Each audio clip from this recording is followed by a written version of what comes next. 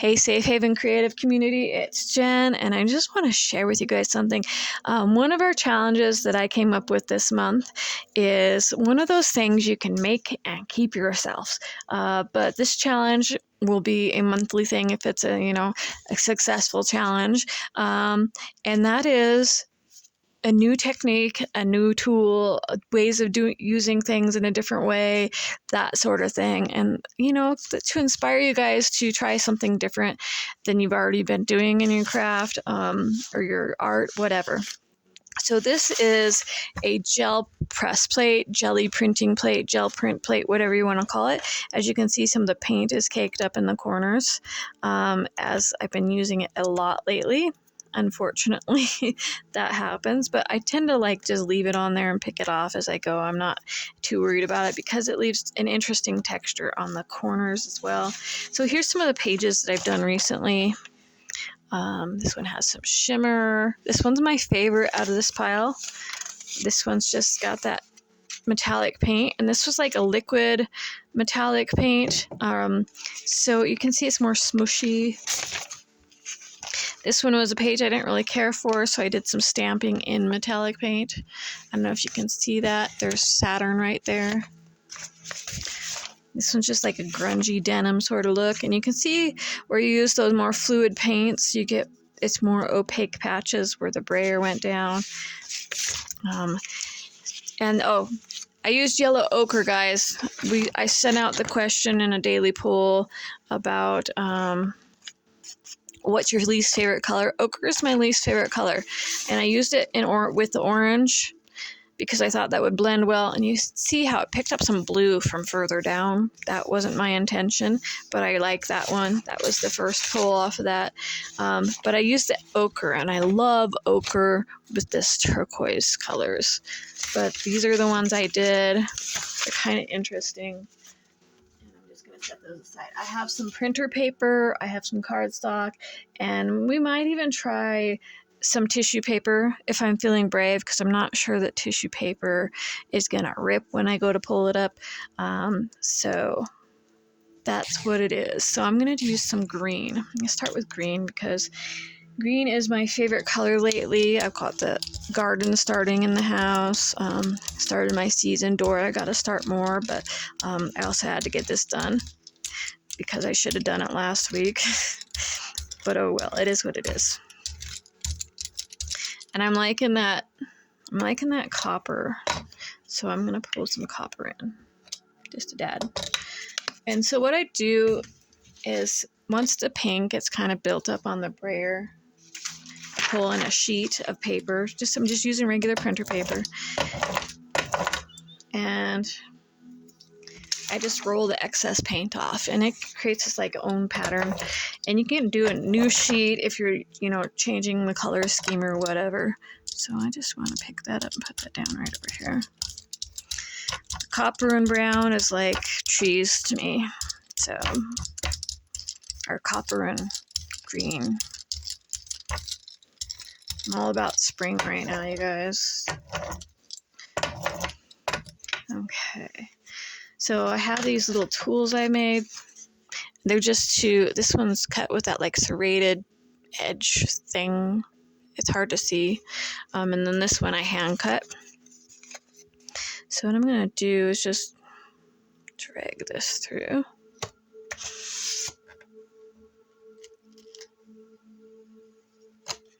And it doesn't pick up all the paint, but it will pick up some of it.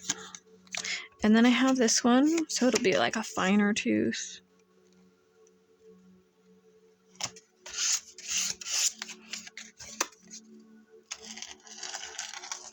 Okay. And since we got that copper green going through here, I'm going to use brown. This is burnt umber.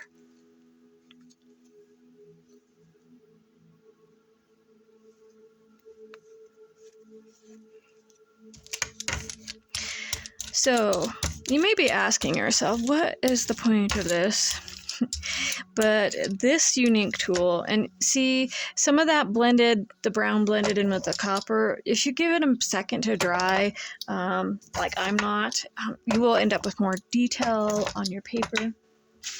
And then I just have a page that just picked up the edge, so I'm going to go ahead and reuse that.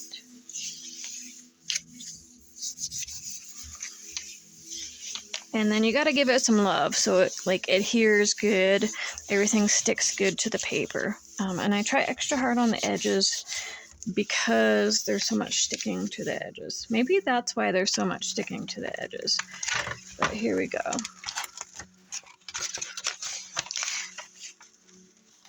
And it's just a very unique look. And the thing is, if you don't like it, you can go over it. We'll go over it. And I just want to show you how you can go over it, because it's not always going to be your favorite thing. What color do I want? I'm thinking Payne's Gray. Now, this color is a more somewhat translucent color, and it's a little more liquid, so it doesn't actually cover as much on the jelly plate. And okay, I'm thinking myself here. Okay, so I grabbed a stencil. You can use stamps too, but if you use stamps or stencils, I just have a tray of water nearby, so I can then sit these in the water so that they don't get mucked up with paint, and I can wash them off once I'm done with the video. So I just kind of don't set it all the way down. And it's not always easy, but I'm trying not to get the hard edge of the stencil in there.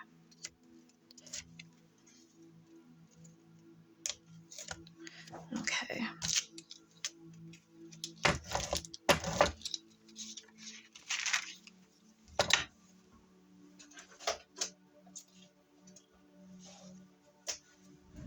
Okay. So that looks pretty neat to me. That's got the background. I'm thinking it picked up too much of the green for my taste, so I'm going to put some more of that green in there. But since that was a fluid paint, I don't really want it to blend, so I'm trying to like dry the paint off on the back of the...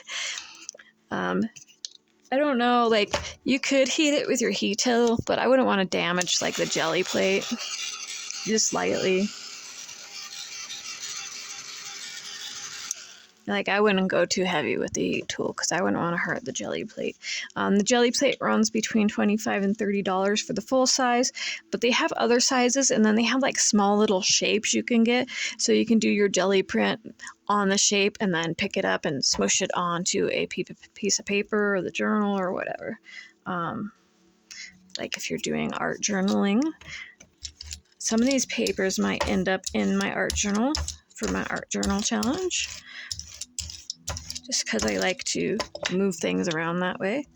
And if you guys, Barbara posted a really nice post about the folio I sent her, but if you look in the envelope pocket on the side, there is some jelly print paper that I used. And if you like grungy sort of paper, just the roll-off sheet makes like a unique paper to me. Okay. I like that. So I'm going to pick that up. Okay, I'm not going to give it too much this time. Ooh. So it is kind of like a grungy sort of industrial feel to me.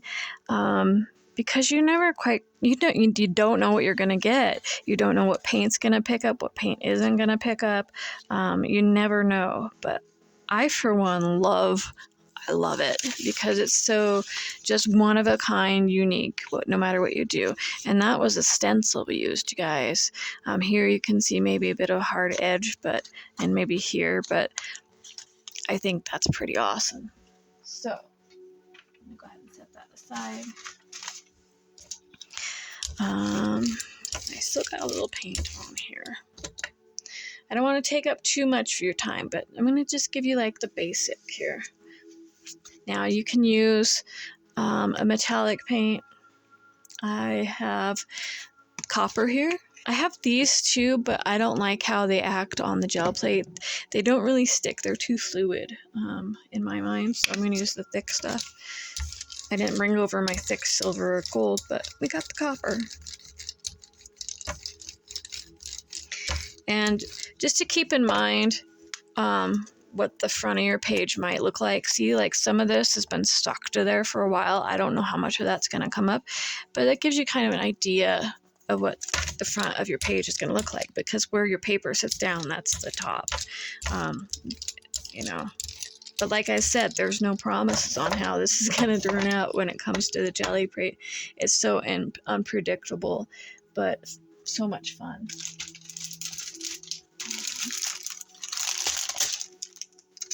Okay, so I got stamps. Let's try some stamps.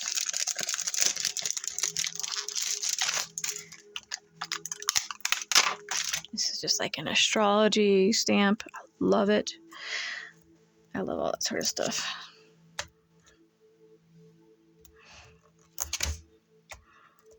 And, you know, like anything there's words in it, it's going to come up backwards, but it's not going to show up too super detailed anyway. And so what I'm doing is, since this picks up the paint, I'm putting it down on my roll-off sheet over here, like so. And then I'll stick it in my little tray of water.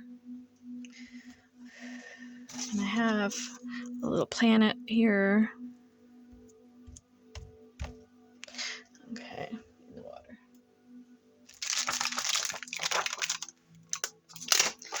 One more.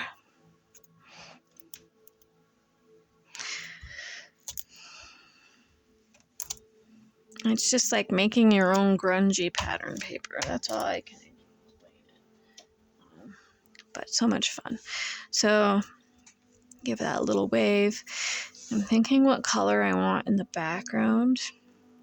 And to be honest, oh, sorry guys, I didn't mean to tap the camera, but it's kind of in the way I have it set up. I wish I had like something better, but it is what it is. So I love the brownish, coppery, and teal combination.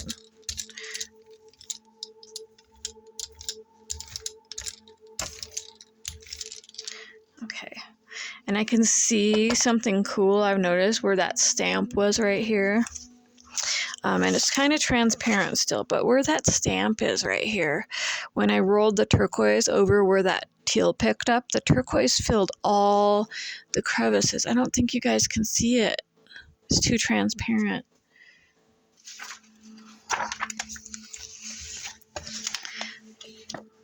Maybe not. I was kind of hoping you guys can see it. But the turquoise filled the crevices there. Okay. And since I got two colors of turquoise, I'm going to go in with the lighter color as well.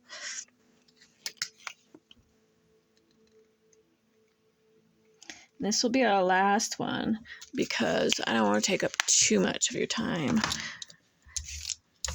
But there's so many fun ones, and I've used them so much in like card making, ATCs, junk journaling, tags, you name it.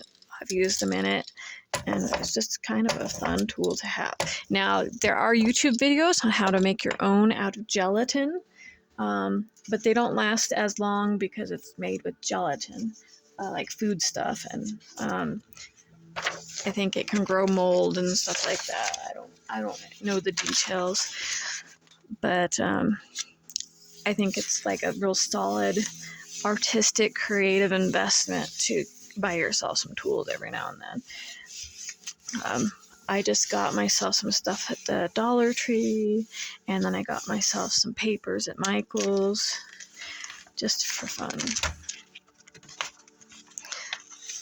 And it picked up some of that Payne's Gray Blue.